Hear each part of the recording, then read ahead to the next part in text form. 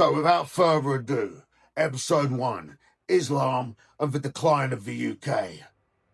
Now, the decline I'm talking about is not some metaphysical, intangible thing. It's very real, and it's reflected in every metric relating to life in the UK. I'm talking about a decline in education, a decline in women's rights, a decline in animal welfare. For example, the decline in education. Hundreds of thousands of British girls born in England have been educated in Muslim madras schools, where they're not allowed access to art supplies, they're not allowed access to musical instruments because women are prohibited from doing these things in the Quran. They are not receiving an equal education to the boys. They're being taught that they are second-class citizens and, they need to cover their hair and always be submissive to their husbands and a whole bunch of things that left-wing feminists will go absolutely mental at if they were being taught in a regular English school. The hypocrisy on the left is absolutely staggering when it comes to Islam and women's rights. Just recently, a feminist activist was jailed for wearing a t-shirt saying Allah is a lesbian.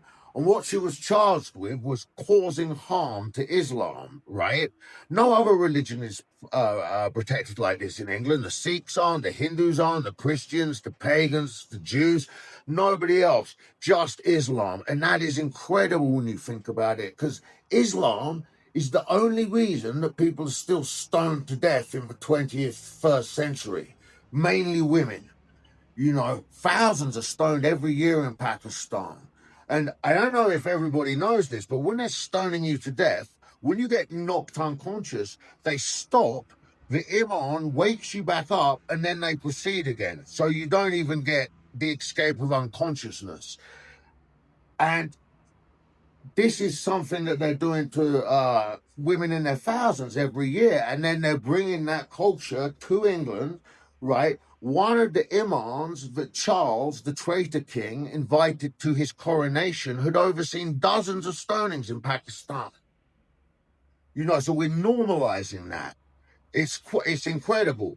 And the BBC has a huge part to play in this decline. They were the ones who coined the term Islamophobia, which is, to try and make Islam like being racist. How can you have a phobia of a religion that clearly says they have to enslave or kill everyone who is not of that religion?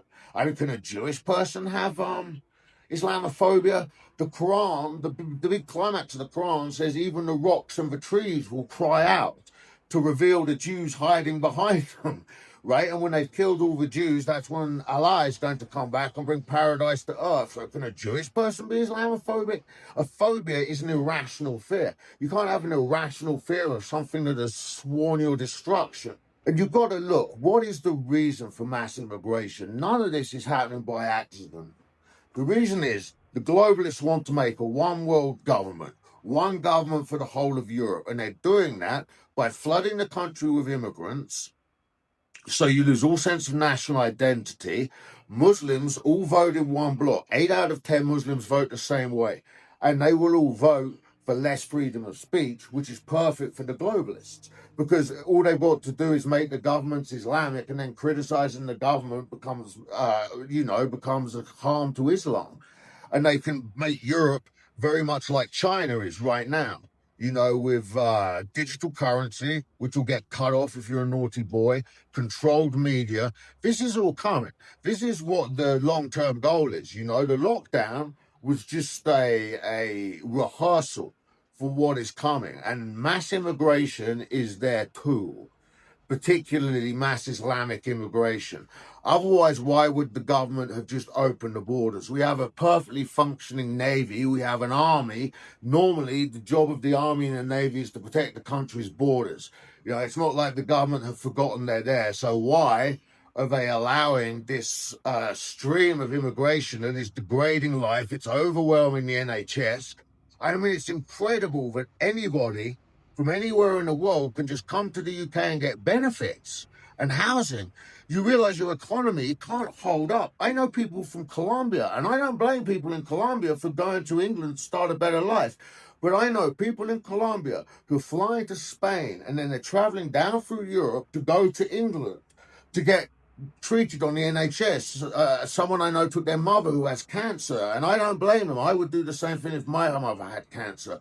But the point is, the English health service, the English taxpayer can't afford to treat every single person in the world. That is absolute insanity. And then the largest Christian church in the UK, the Church of England, is headed by somebody who talks openly about how much they want to be the head of the Islamic faith. I'm talking about, of course, Charles, the traitor king. I tell my sons they should find a woman who loves them as much as Charles the traitor loves Islam, and then they'll be set up for life, you know. Now, I mean, I don't approve of wearing burqas, but if Charles is such a fan of Islam, I wish he would stick a burqa on Camilla Parker Bowles, because she is a woman whose face I would like to see covered up. It's rather stomach churning. The adulterer. Charles is so disingenuous. If you go to Scopes and look at quotes, Charles has never once made a positive quote about Christianity, but he has made dozens of quotes praising Islam and misquoting parts of the Quran to paint a completely false picture of Islam itself. For example, Charles quoted this from the Hadiths. This is a quote from one of the Hadiths written by Muhammad, and this is Charles the Traitor King as he quoted it. Nothing is more beautiful in the eyes of Allah than a man who aids a stranger as if he is a brother without thought of his own reward. I say to you again, nothing is more beautiful in the eyes of Allah than a man who aids a stranger as if he is a brother. That's the quote that Charles gives, and Wilby has also given this quote. The problem is, that's only half the quote. The rest of the quote goes, as long as that man is a brother in Islam, anyone giving aid to a Christian must make them pay the hadith, which is a special tax on Christians that Muslims are obliged to levy, or they must make them their slave. And anyone caught giving so much as a thimble of water to a thirsty Jew will be stoned and their family cast out. So that's the full thing.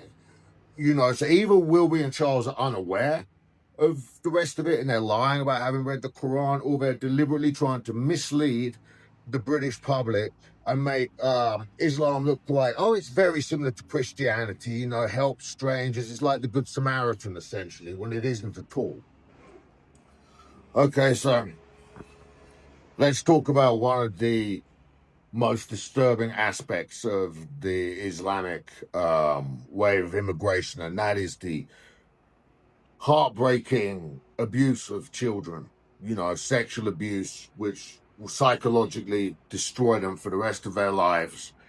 And people have turned a blind eye to it because they're scared of being called racist or Islamophobic, which is an atmosphere which is absolutely being encouraged by the mainstream media.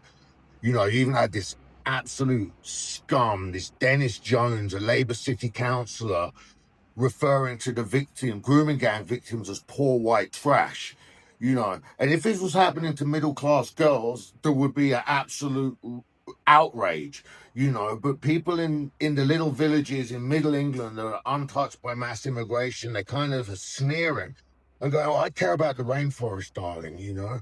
The orangutans, my fellow countrymen's children are being raped, you know. It doesn't matter. It's absolutely, it's you know, a hangover of England's class system still. You know, like these people's lives don't matter because they're poor people. You know, and I mean, pedophilia is absolutely encouraged by the Quran. Muhammad was a pedophile. In brief, Muhammad's first wife was older than him, right? And so she was rich, so she paid for everything, which meant she pulled the strings. And Muhammad absolutely hated her, right, because she pulled the strings. And I think his actions in later life towards women were very influenced by this. Anyway, as soon as he became independent, he had her locked up in a house where she would remain for the rest of her life. He then married Aisha, his most famous wife. Now, she's 6 years old when Muhammad marries her. Now, Muslims will jump forward and go, no, no, don't worry. They didn't consummate the marriage. They just had the ceremony, which is true. They didn't consummate the marriage. Muhammad consummates the marriage to Aisha when she's 9 years old. So, not a lot better. And in other parts of the Quran, Muhammad says having sex with a girl under the age of 3 doesn't take her virginity, and the father may still be able to, is still allowed to claim the dowry for her, which is, the only thing that's important to Muhammad. I mean, he was a vile man, this guy. I mean, imagine being so insecure about your looks, right? You ban all portraiture, all art is banned in Islam. You're not allowed to draw a picture of a person's face, right? Because Muhammad was so paranoid. He hated dogs. England is a nation of dog lovers. And now you have Muslims taking over the parks, complaining about people taking their dogs because Muhammad says they're unclean animals. England is supposed to be a nation of animal lovers. We brought in the Livestock Welfare Act at the end of the 19th century to say that all livestock animals had to be killed as quickly and painlessly as possible, which Halal obviously breaks this law. But it's again, they turn a blind eye to it, just like with the grooming gangs, because the liberals, the BBC, have made everyone terrified about getting called Islamophobic or a racist. And it's just as bad in the rest of Europe. In Paris, there's an epidemic of women getting groped up on the metro, on the subway, by immigrants, and instead of putting undercover police women on there to catch the culprits and punish them, the French have put up posters asking French women to show cultural sensitivity and wear shirts covering their shoulders and trousers when traveling on the metro. This is Paris, the city of fashion, and women now have to cover up like they are in an Islamic country. And none of this is reciprocal. Muslims are treated appallingly in all Islamic countries. In many of them, they are murdered en masse. But when the people come here, we treat them like we let them get away with everything because they're bullies. The Sikhs and the Hindus don't cause these problems. The Sikhs and the Hindus are barely reflected in the British prison population, whereas over half of the people in prison in England for violent crimes are all Islamic. You've got Sadiq Khan in London actively covering up for grooming gangs. And look at what the crime stats have done since he's been in power. It is absolutely crazy. For the last 3 or 4 years, I can tell you every time I meet someone from another country and they ask me where I'm from and I say England, the first thing anyone says, it doesn't matter if they're Korean, it doesn't matter if they're American, it doesn't matter if they're Russian. The first thing all of them says, what is going on with the UK and the Muslims? We have become a laughing stock of the world, and if we do not get control of the country again in the next election, we'll be finished because they're going to make it so all of these illegals can vote. Believe me, like they can claim benefits straight away. They will make it so they can vote. So listen, everybody, we got to fight on. We got to stay strong. And I'll catch you on the flip side. For the glory of God.